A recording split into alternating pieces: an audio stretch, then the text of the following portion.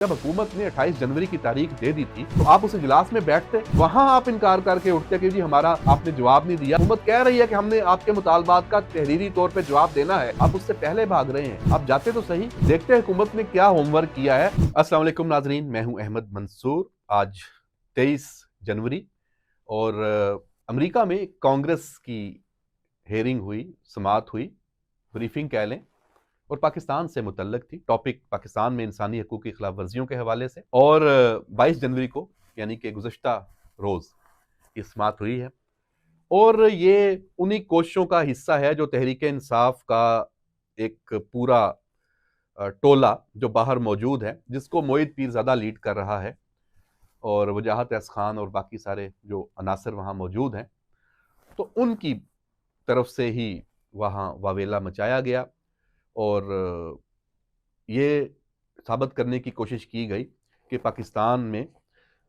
सूरत हाल बहुत ख़राब है।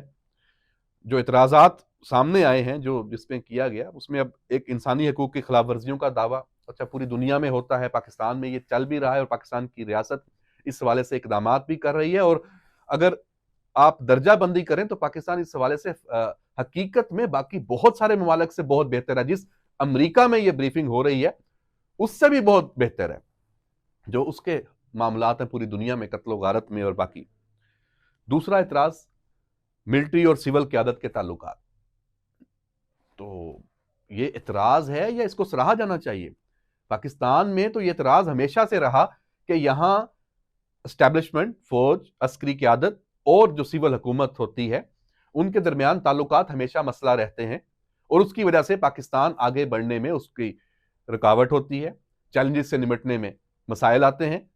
तो ये तो आपको सराहना चाहिए कि अगर आप खुद कह रहे हैं कि सिविल मिलिट्री जो ताल्लुकात हैं वो आइडियल हैं, मिलके चल रहे हैं और इकट्ठे हैं पाकिस्तान के लिए।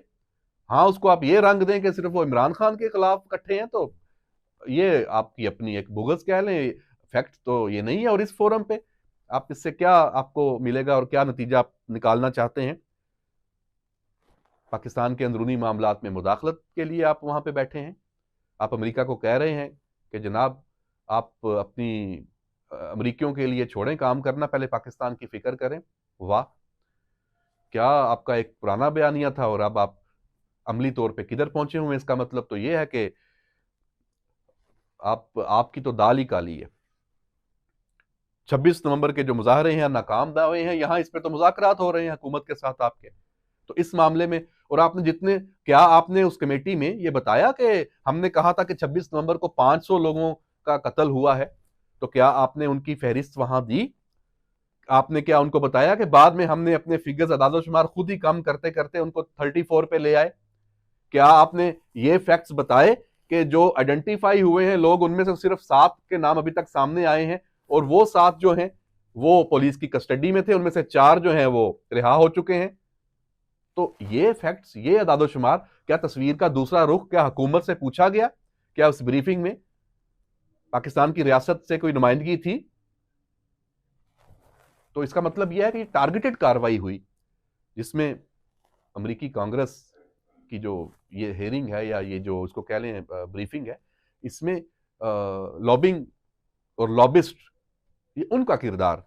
अच्छा, आप इमरान खान की रिहाई पे सारा फोकस था, ठीक है। तो आप, वो तो मैंने पहले ही कहा कि आपको अब चाहिए कि इमरान खान को रिहा कराओ अमेरिका को, और आपको जो ट्रंप से उम्मीदें थी आप उसके लिए अब आगे। अब आपका ये है कि ये जो रिपोर्ट है ये अमेरिकी इंतजामिया, ट्रंप इंतजामिया के सामने पेश होगी और उस पर कोई वो बात कर लेंगे। ये ऐसे जो आपका झूठ और आपकी ऐसी साजिशें, इसका नुकसान आपको तो क्या होना, पाकिस्तान को होना है, आपको इसका फायदा नहीं होना। ये समझने की जरूरत है। ये जितने आपके माजी के बयानी अपनी मौत आप मरे हैं, ये भी मर जाएगा, कुछ नहीं मिलने वाला। तो क्या जो आपने आज फिर मुज़ाकरात से फरार इख्तियार किया है, वो फिर इसका मतलब है कड़ी से कड़ी मिलाएं तो ये जो हेयरिंग, ये जो ब्रीफिंग हुई है अमेरिकी कांग्रेस की, ये उससे लिंक है कि आपको वहां से इशारा हुआ कि भाईजान मुज़ाकरात रोक दो, बस अभी हमें पता नहीं क्या मिलने लगा है। तो ये आपकी तरफ से एक पूरी एक मुनज़्ज़म कार्रवाई थी। अब इसका मतलब है कि मुज़ाकरात का ढोंग तो आप एक वक्त लेने के लिए कर रहे थे और ये वक्त जब आया तो आपने मुज़ाकरात भी ख़त्म कर दिए। तो ये इसका मतलब है कि नया फेज़ शुरू हो चुका है। पाकिस्तान की रियासत, अदारों को, हुकूमत को इसका इदराक करना चाहिए और इसके तदारुक के लिए, इसका मुकाबला करने के लिए बहुत एक्टिव होने की ज़रूरत है हर फोरम पे। ख़ास तौर पे वज़ारत ख़ारिजा का किरदार इसमें बहुत अहम है। पाकिस्तानी मीडिया का, पाकिस्तानी अवाम को जो ये बयानिया है, उस बयानिए को उसका तोड़ करने के लिए हर किसी का इसमें रोल है, हुकूमत का ख़ास तौर पे, वज़ारत इत्तलात का, तो और तमाम पॉलिटिकल पार्टीज़ का इसमें, क्योंकि इसमें टारगेट पार्लियामेंट है। पार्लिमान की तमाम सियासी जमातें इस हदफ हैं। तो इसके लिए सबको मुनज़्ज़म होना है और कोशिश करनी चाहिए कि मुज़ाकरात से पीटीआई को भागने ना दिया जाए। जब हुकूमत ने 28 जनवरी की तारीख दे दी थी, तो आप उस इजलास में बैठते, वहां आप इनकार करके उठते कि जी हमारा आपने जवाब नहीं दिया। अभी हुकूमत ने तो आपको तहरीरी तौर पे जवाब देना है। हुकूमत कह रही है कि हमने आपके मुतालबात का तहरीरी तौर पे जवाब देना है, आप उससे पहले भाग रहे हैं। आप जाते तो सही, बैठते तो सही, देखते हैं हुकूमत ने क्या होमवर्क किया है। अगर वो संजीदा है, उसके जवाब में आपको कोई संजीदगी नजर आती है, तो आप आगे बढ़ें। तो जनाब ये मामला इतना, मतलब इसको आप ये ना कहें कि ये कोई बहुत ही सादा सी बात है, बहुत पेचीदा, इसके पीछे बहुत कोई राज है। और राज यही है कि जनाब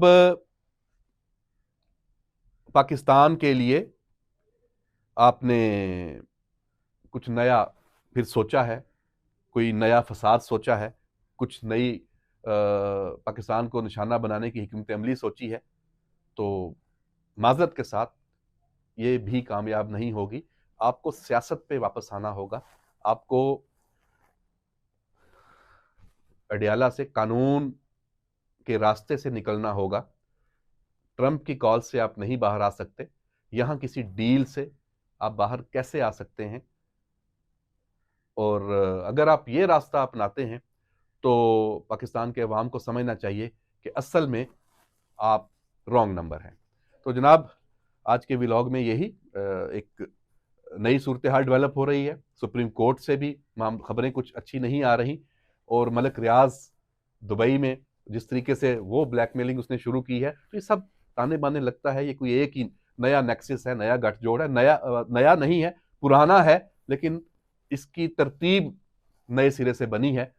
तो इस नए हमले के हवाले से जो भी नई डेवलपमेंट होगी, इस पे हम नज़र रखेंगे और अपने व्लॉग में आपको उसकी तफसीलात देते रहेंगे, और तज्जिया जो अपना है वो भी पेश करते रहेंगे। अपना फीडबैक ज़रूर दीजिएगा, और हमारा जो चैनल है इसको भी सब्सक्राइब ज़रूर कीजिएगा। इजाज़त दीजिए, अल्लाह हाफिज़।